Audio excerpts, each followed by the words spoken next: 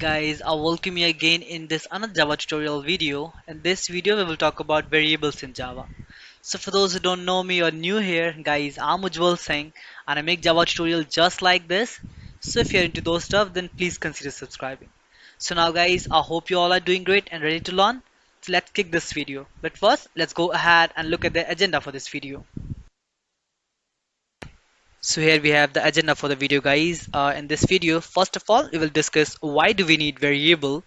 Then we'll discuss the type of variables. Following that, we'll discuss how do we declare or create variables, and we'll wrap up this video by discussing final variable. So why we need variables, or why do we even use variables in programming? So guys, a variable plays an important role in programming. In simple words, we can say variables are the containers that used to store the data values or they represent the data, which clearly means that we use variable just as a container so we can store the values in the variables or they can hold the values for us so we can use those value in our program. After discussing variables, let's go ahead and discuss some type of variables, guys.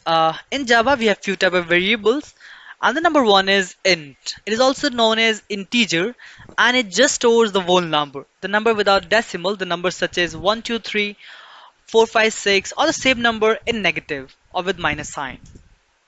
The next one we have is a string. So guys, string stores a text like hello, good morning, or something like this. Also need to remember that two strings, we always store the strings in double quotes, or we always represent the string in double quotes. The next we have is float. So guys, float stores a floating point number, the number with decimals such as 19.99 or negative 19.9, which you can see here. The next is char. So guys, char stores the single character. It can be a capital letter, it can be a small letter, it can be a small a or small b, or it can be capital A or capital B. And guys, also need to remember the char need to be surrounded by single quotes. And the last we have here is boolean. So this boolean stores the two states, whether it can be a true or it can be a false. It do not stores anything else, not number, no text, no floating point number, or no character. It just stores true or false. So here we have this mini program, guys. This will help us to understand that how we can create or declare the variables in Java. So guys, here I have already created few variables. So let's go ahead and see them. So guys, in order to create a variable kind of integer, you just need to type the int keyword, and then you have to write the name of your variable, whatever you want to give, and then the value. For the floating point or for the float, you just need to write the name and the value, also the f at the last. This f shows that it is a floating point number. For the char, guys, you don't need to write the name of your variable and then any character. It can be a small or a capital letter, but it needs to be quoted in single quotes. For the boolean, guys, you need to write the name and your value. It can be true or false, as we already discussed. For the string, guys, you need to write the name and then your string. It can be hello, good morning, anything, but it need to be in double quotes. So let's go ahead and try to print this string value, which is hello. So for that, we need to write my text here, and let's run this program to see what output do we get. I'm sure we're gonna get hello. Here we have the output, guys. You can see it says hello because this is what we asked to print. Now let's go ahead and discuss about an other thing, that is how we can change and override a value of a variable. So guys, we have this option in Java.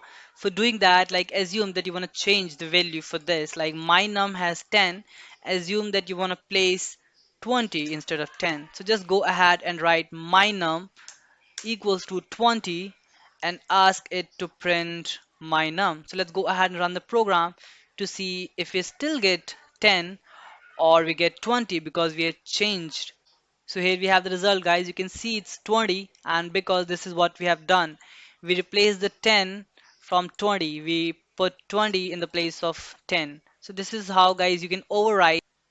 So guys, the last pointer for this video is final variable or the final keyword. So guys, what is final keyword and why we use it? So guys, we use final keyword when we do not want others or ourselves to change or override any existing values. As same as we done here. Here the value was 10 initially and we changed it to 20. But if you want someone not to change that value, that what you can do, you can use the final keyword, guys. Here you write int, then name the variable and your value, and then you write final before int. And then if you try to, or if anyone else try to change this by writing my num equals to 20, it will generate an error. So let's go ahead and try doing that.